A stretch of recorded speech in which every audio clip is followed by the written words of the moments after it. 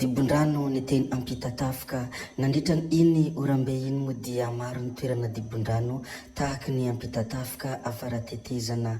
Raha ny hita amin'ity sary ity dia tafiditra trano anaty trano mihitsy ny rano. Raha araka ny fampitam-baovany sy erizeny Antananarivo kosa dia resaka fiakaran'ny renirano sy saony olona manodidina ny 8,703 isa mitsinjara amin'ny tokantrano 2,900 ao amin'ny fokontany Antandrokomby no traboina ka tsy maintsy nafindra toerana ao amin'ny vila Lily Ambanimaso Anosizato. Vokatry ny fiakaran'ny renirano sy saony noho ny orambe no antony izany raha araka ny fampitam-baovany sy RZN Antananarivo. Tompoko vavy izy tompoko lahy, abonné vetivety alohan'ny chaîne antsika ary asio j'aime ny vidéo, indrindra apetraho ihany koa ny komantera belohany hirisoantsika amin'ny resaka izay ataontsika. Ndeha ary ataontsika vetivety izany fanaovana abonnement izany belohany tena hidirantsika amin'ny firesahana ny zava-misy. Ndao ary tompoko lahy, ndao ary tompoko vavy.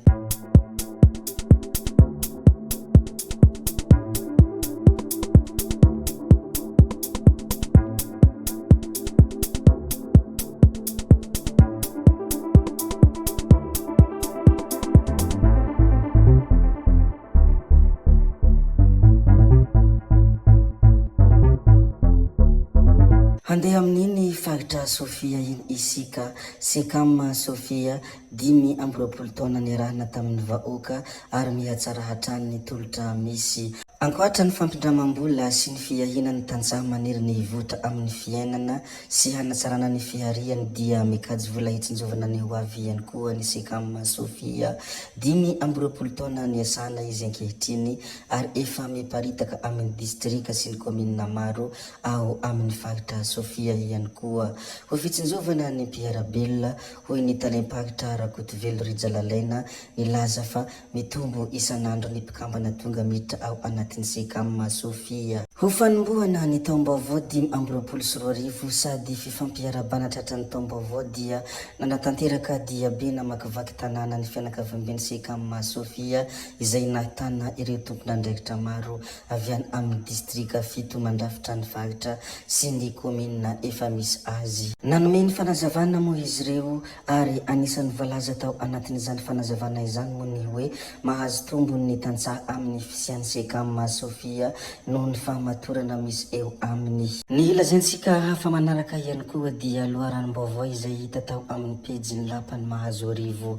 Fanokafana tamin'ny fomba ofisialy ny fonjany kely vondraky ihosy. Nisokafana tamin'ny fomba ofisialy ny androny 4 febroary 2024 tao ekely vondraky izay komina Ambatolahy distrikany ihosy faritra ihorombe ny fonja vaovao misy fiarovana manokana vokatra ny ezaka miainga amin'ny vinan'ny filoham-pirenena Andry Rajoelina mifantoka amin'ny fanatsarana ny tontolon'ny famonjana sy ny fitandrona hatrany ny zo sy ny hasony olombelona eto amintsika. Tonga nanome voninahitra izany ny Premier Ministre lehibe ny gouvernementan Saint Christian izay nisolitena azy.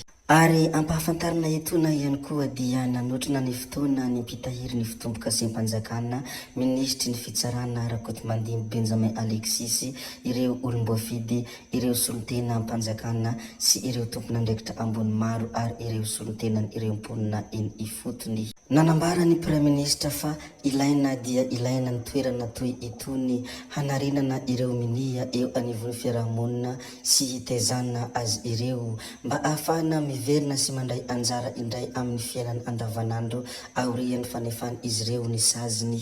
Nampatsiahiviny araka izany fa eo amin'ny fanatevenana ny sehatry ny fandriampahalemana dia isany manana anjara toerana manokana ny fitsarana.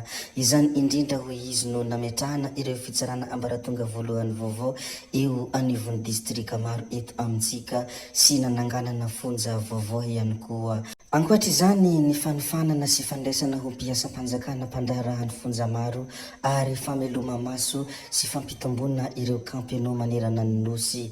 Nanamafy ny Prime Ministre araka izany fa ity fonjabe eto ekely vondraka ity dia natokana ho toerana fanarenana ireo mpangalatromby sy ireo mpanao takalonaina izay asanjolahy tena mamohehatra tokoa ka tsy maintsy fongarina tanteraka eto amintsika. Teo ampamaranana dia nitsodrano ireo mpiantsehatra rehetra eo anivon'ny fandraharahana ny fonja manerana ny nosy tamin'ny anaran'ny filohan'ny Repoblika ihany koa ny Prime Ministre.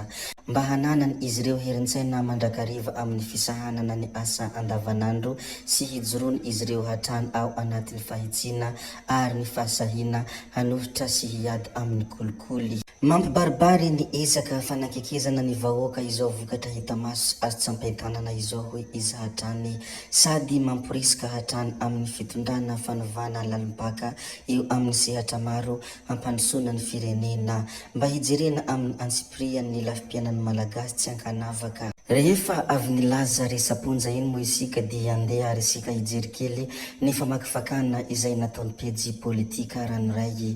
Ity famakifakana ity moa dia mikasika ny filoham-pirenena Andry Rajoelina. Toy izao moa ny famakifakana izay nataon'ity pejy ity hoe Andry Rajoelina tamin'ny septambra 2024 nandritra ny fanambarana ofisialy ny maha-kandida azy. Ity no mandafaroa sady farany. Raha izay tokoa no iseho dia mipetraka sahady ny fanontaniana hoe iza tokoa izany no hitondra ny lokon'ny volomboasary amin'ny 2024. Dia namaly moa ity pejy ity ny hoe ny tsara toerana voalohany dia Emialy Rajoelina vadiny ihany izay efa tsy misy tsy mahalala azy ary efa zatra midina ankianjay ihany koa miaraka amin'ny fikambanana fitia.